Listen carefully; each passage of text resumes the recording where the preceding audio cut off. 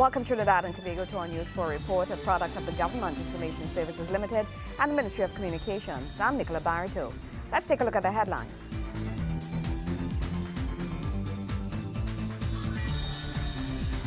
The Indian High Commissioner looks at the relationship between Trinidad and Tobago and India as India celebrates its 65th year of independence. Efforts to boost production at the state-owned company Petrotrin. And Minister of National Diversity and Social Integration says his ministry will ensure national heroes are properly honored. Thank you for joining us. Minister of National Diversity and Social Integration, the Honorable Clifton Decoto, says his ministry will ensure national heroes are properly honored. He was speaking at the Piarco International Airport, where crowds gathered to celebrate the return of Trinidad and Tobago's heroes, or London 2012 Olympians. Trinidad and Tobago may soon be celebrating a new national holiday as the Minister of National Diversity and Social Integration, the Honorable Clifton Decoto, says this may be a fitting way to pay tribute to our heroes. Minister Decoto says National Heroes Day is no certainty, but it is just one of the many policies his ministry is working on regarding national heroes and maintaining patriotism and national pride. The remit of this new ministry is to champion the diversity and to promote things like patriotism, nationalism, take care of our national heroes, right? And today, we'll be welcoming a national hero.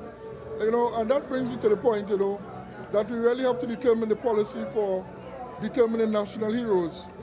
In some of the countries, for instance, in the United Kingdom, India, Suriname, even Barbados, they have a National Heroes Day.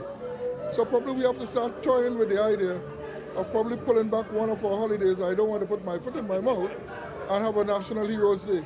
But we are in the ministry, this newly formed ministry, we are looking at all of that. One, how we determine the policy for national heroes. And two, I would recommend a National Heroes Day. He believes that celebrating 1 month of the nation's accomplishments and achievements may reinstill a sense of national pride. It is for this reason his ministry plans to have the nation celebrate a month of patriotism. This, he says, will start on August 31st and run through to Republic Day on September 24th. One of the things that we planned, and that was accepted recently by Cabinet, was a month of patriotism. So that you'll find that from this month, 31st of August, to the Republic Day, we'll be having a national month of patriotism, and then we'll continue that into a year. We have also asked that each citizen champion this patriotism by having a flag in every home. Minister Decoto believes that use of the media combined with nation-building songs can rekindle that lost sense of national pride. We have to really reach out, community outreach, go into the community. We have to use the media to really let them understand this thing. It's so important. For instance, way back when you would have had these national building songs, these nation building songs. God bless our nation, our nation dawning. And we have to be playing these things, to bring back that sentimental thing so that there'll be a sentimental attachment. Gregory McBurney, News 4. In other news, on August 15, 1947, India gained its independence from British rule. Some 15 years later, Trinidad and Tobago would follow, sparking the establishment of diplomatic relations between both states as a move of solidarity in the support of independence. In commemoration of this 50-year-long relation, Indian High Commissioner, His Excellency Sri Malay Mishra, takes the opportunity to look back at the impact the linkages have had upon both states. India celebrates Independence Day on August 15th, and this year marks 65 years since the removal from British rule.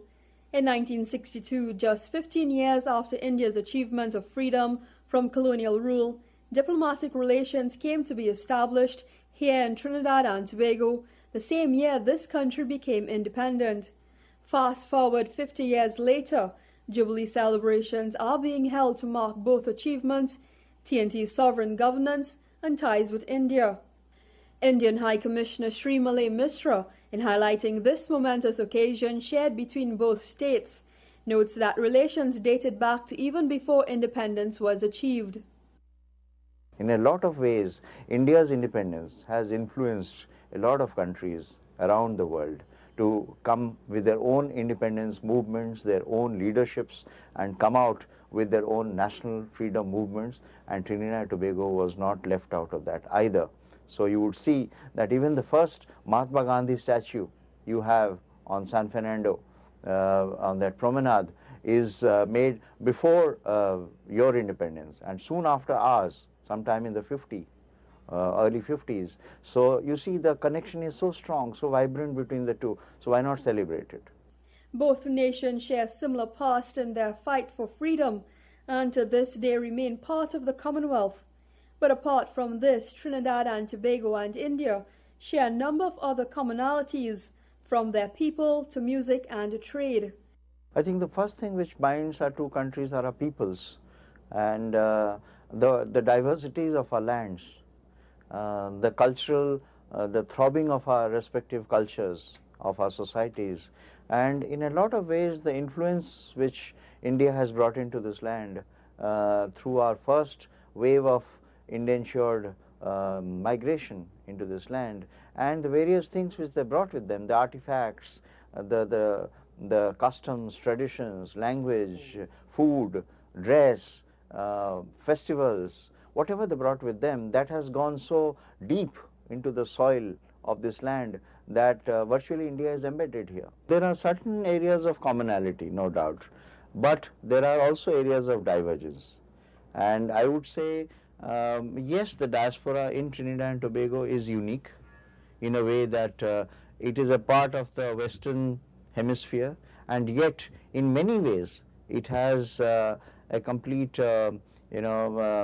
link with India which is unbroken, which has been preserved, which has been respected, which is loved, and those links are there to stay, and those links are there to be strengthened.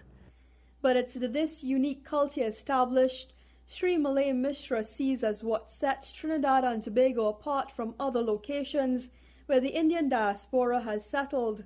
There are certain innovations which you have brought out. For example, in the music field, the way you have brought out your chutney music, that is typical to Trinidad and Tobago. And I don't think chutney has got any kind of similarity in other forms of music in other diasporas. No, it is typical. Why? Because chutney has been also influenced by some kind of Western music. The overall, it's a mixture. It's a mixture of Western and Indian, and something has evolved out of it. So it's an innovation, pure innovation of this land. In 2010, Indian nationals were enabled to travel to Trinidad and Tobago without a visa up to 90 days, while relations between both nations continue to expand through the sharing of knowledge, technology, and cultural aspects. Kimberly Ramkalawan, News 4. News 4 continues after the break. Stay with us.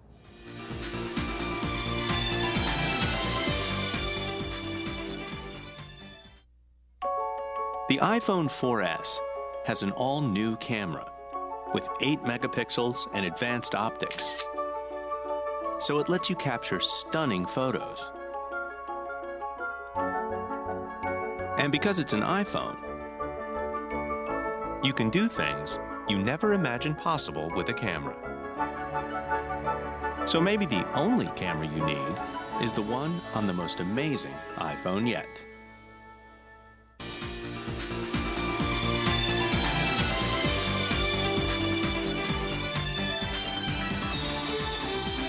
Welcome back. Efforts to boost production at state-owned company Petrotrin will see an increase in revenue. That's the plan on top of the agenda, says the energy minister, as government aims to take Trinidad and Tobago globally in energy production and energy services. An increase in oil production is said to be in the pipeline as government seeks to make itself more competitive in the worldwide oil and gas market. Energy Minister Kevin Ramnarine says it's all about boosting revenue in the energy sector. All this activity is geared really to one thing right now, and that is the increase in national oil production. Because as you know, oil prices are high, and we estimate that whenever we have a 10,000 barrel of oil increase, it translates into about $1.5 to $2 billion in terms of revenue for the government of Trinidad and Tobago. He says it's for this reason production at Trinma operations is at its highest in the past 3 years. Over the last decade, Trinma was allowed to run down, and under this government we have invested a tremendous amount of time and money from Petrotrin's point of view in turning around Trinma. And that 25,000 barrels of oil per day, as the company would tell you, is only the start of things to come. There's a lot more to be done, and we expect that we would eventually get Trinma back up into the mid 30,000 barrels per day range. Minister Ram Narayan highlights the significant benefits this country continues to yield from international partners. He adds that the new relations with Tanzania, Mozambique and India will see Trinidad and Tobago provide expert services in the energy sector. We have signed a memorandum of understanding, the NGC that is, has signed a memorandum of understanding with the Tanzanian National Oil Company to assist Tanzania in the development of their natural gas industry. One of the major Indian companies in energy, GAIL, which is the Gas Authority of India Limited, they have recently sent a delegation to Trinidad and Tobago to speak to the NGC about partnering with the NGC in Trinidad and Tobago and in India. And of course, as I said, the focus is not only on attracting investment into Trinidad and Tobago, that is a major part of the focus, but the focus is also on how we could invest outside, because there are opportunities not only in Trinidad and Tobago but in the wider world. Recently, talks have been ongoing on making Trinidad and Tobago a regional hub for bunkering. Just last week, government bilateral talks with Nigeria and this country resulted in linkages between the National Gas Company, NGC, the National Energy Corporation, and Phoenix Park Gas Processors Limited, and the National Petroleum Corporation of Nigeria. Kimberly Ramkalawan, News 4. Government is committing to spend $8.5 million towards basic necessities and first aid for street dwellers. Minister of the People and Social Development, Dr. the Honorable Glenn Ramadasing, made the announcement at a post-cabinet media briefing. Cabinet has approved the $8.5 million for the establishment of an interagency unit and displacement centers in Port of Spain and Chaguanas, along with the purchase of 2 mobile clinics. Minister of the People and Social Development, Dr. Glenn Ramadasing, says the ministry is searching for appropriate non-governmental organizations to compassionately run the street dwellers assistance and accommodation centers. The interagency unit will provide meals, baths and other basic amenities for citizens who need this service. We have identified 2 locations for the pilot project. Port of Spain, where the problem is very severe, and its environs, and Chaguanas, where we will establish assessment and rehabilitation shelters for persons removed by the interagency unit. The minister says he believes that providing our street dwellers with the opportunity to refresh their appearance would not only improve their personal outlook, but the way we view our cities and towns. Within 9 months of establishment of the IAU, Cabinet has instructed that the program will be expanded to Arima and then to San Fernando. Cabinet has also instructed the ministry to allow the police to be a part of this exercise. Centers will be set up in various parts of the country and will serve as part of a pilot project designed to make our streets safer for citizens who currently have nowhere else to go. When established, this IAU will be responsible for referral of and transfer of street dwellers for assessment and intervention and treatment if necessary. The unit will play a key role in move-along activities in the cities and towns of our great land. The minister says he has paid particular attention to the unique issues affecting our children and therefore a care center for the socially displaced, including children, will be established in Tobago. We will also be tending to the children who are street dwellers, and we are looking at the construction or lease of a care center for street dwellers who are children in Tobago. Cabinet has approved $8.5 million for the establishment of the IAU and the displacement centers in Port of Spain and Chaguanas. Joseph Lopez, News 4. Sport is up right after the break. Stay with us.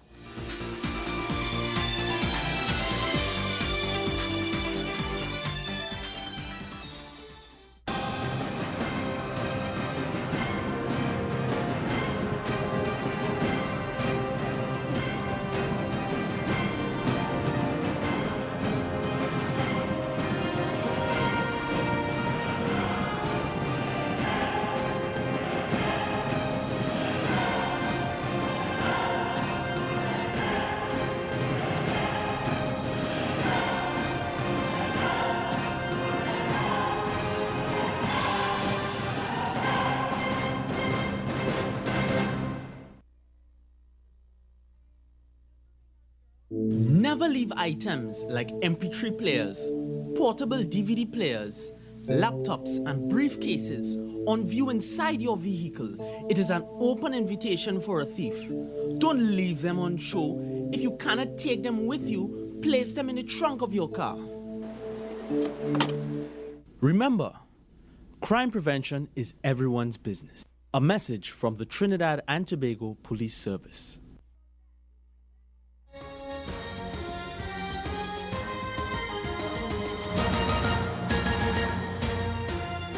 Welcome back. The Honorable Jack Warner, Minister of National Security, has seen his share of success in sport, and he raised the performance of the London 2012 Olympic team as one of the highest.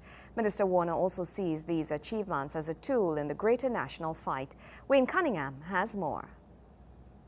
The Honorable Jack Warner, Minister of National Security, was on hand at a VIP lounge Piarco International Airport for the return of our heroes from London 2012. And it's the only place to be on the day, according to the minister.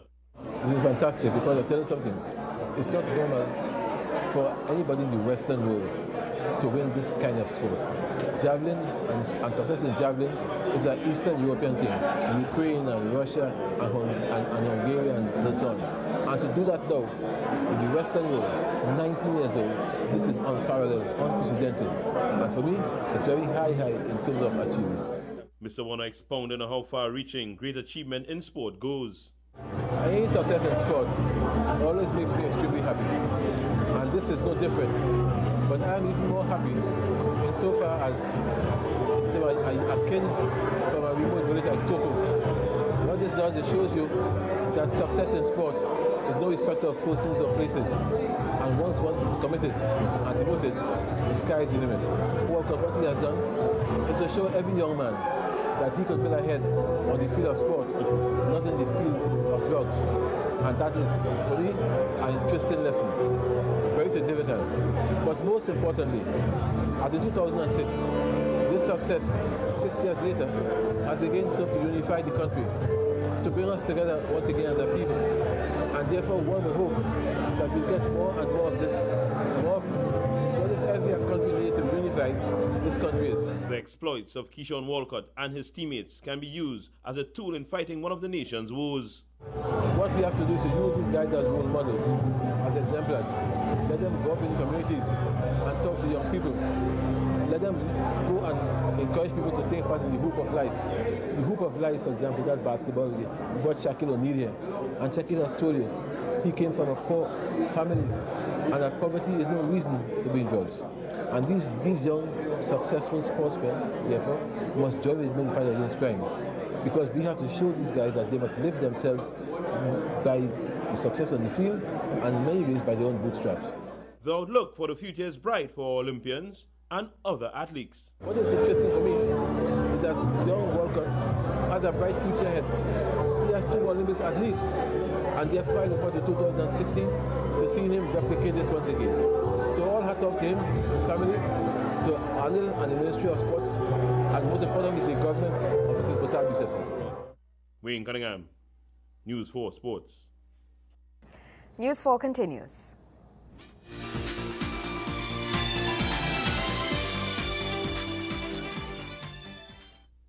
Homo sapien, we'll call him Mark. It spends its days trying to attract a mate. Success. What follows is a series of celebratory actions unique to this species. Every Homo sapien has their own way of displaying themselves to attract a female. But things don't go according to plan. Where the water gone? No water, no love. Pay your WASA bill today. The Water and Sewage Authority of Trinidad and Tobago. Water security for every sector. Deliver it, sustain it.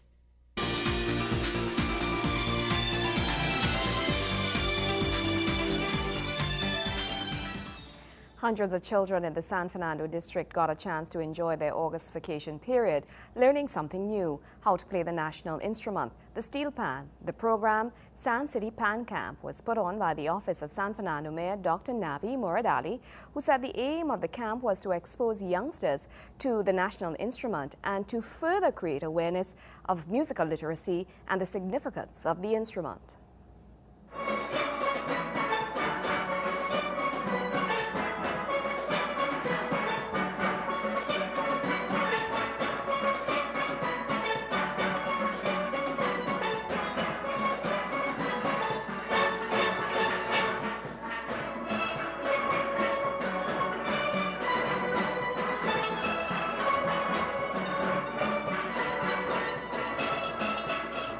While some kids might have spent their July-August holidays playing video games and watching television, these little tykes here learned how to play the national instrument, the steel pan.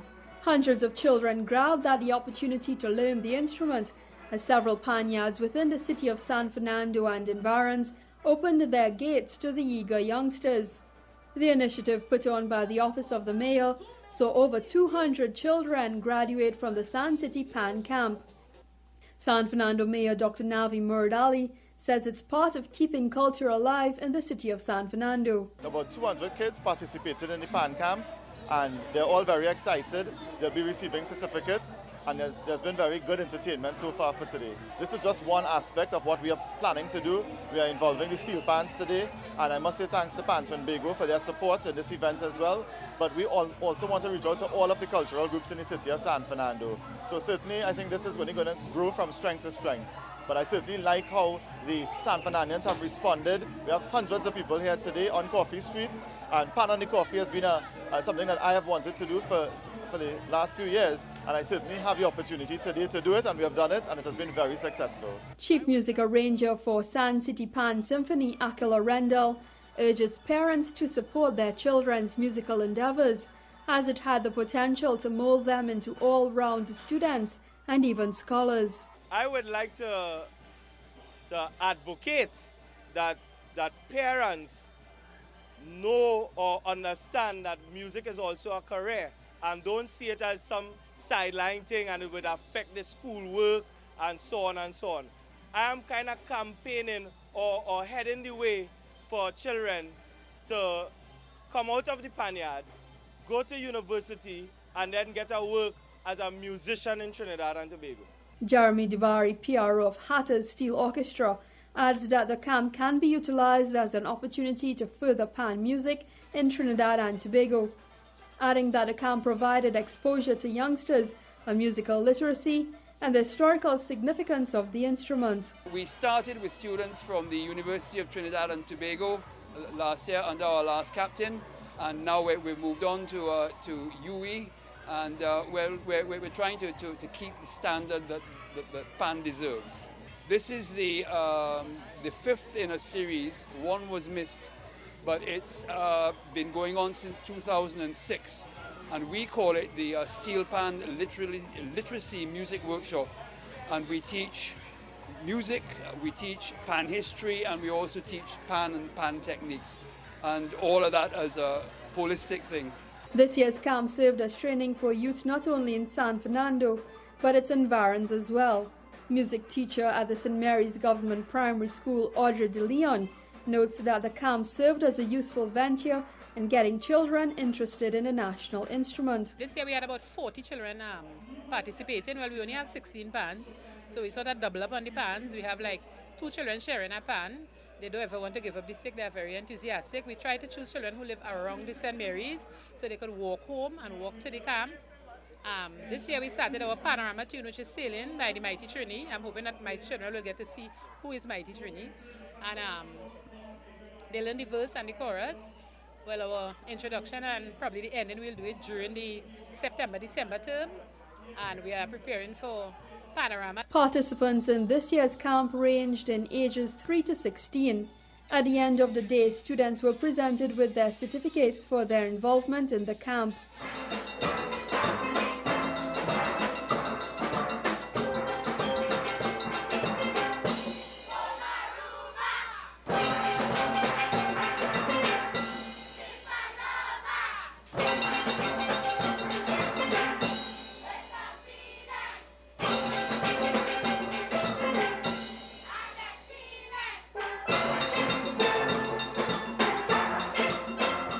Kimberly Ramkalawan, News 4. As we wrap up, a hero's welcome for Kishon Walcott. Thousands lined the roadsides of East Trinidad to welcome home the Olympic medalist. Citizens utilized a national holiday dedicated to Walcott to come out in their large numbers to show their love and appreciation for him.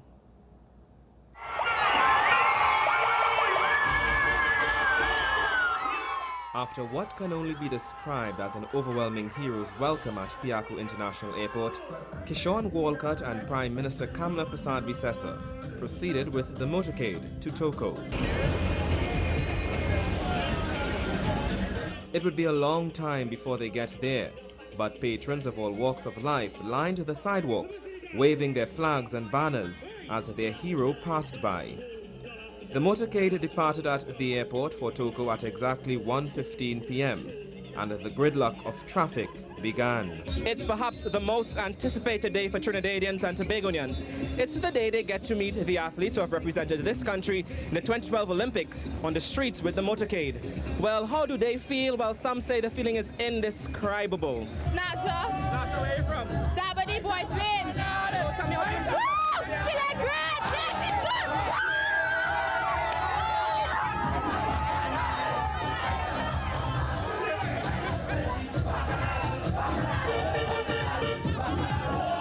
I can't even explain it. I walk from now Aruka to up here. Hundreds of smiling residents came out armed with national flags. They expressed joy of this country's achievement. Jubilation! Jubilation! I love it! We are proud of Kishon. Very proud, very proud.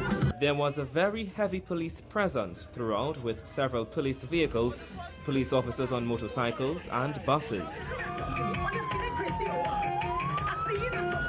This was the scene throughout the slow journey to Toko. Even the children were large in their numbers, excitement palpable on their faces as Kishon Walcott waved to them. And a carnival-like atmosphere erupted on the streets as the motorcade passed through Aruka, Dabadi, Maloney and Arima.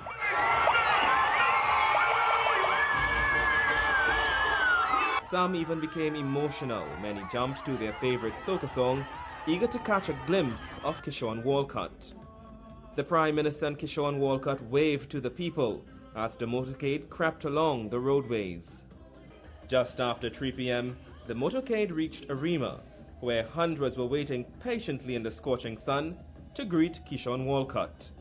Joseph Lopez, News 4.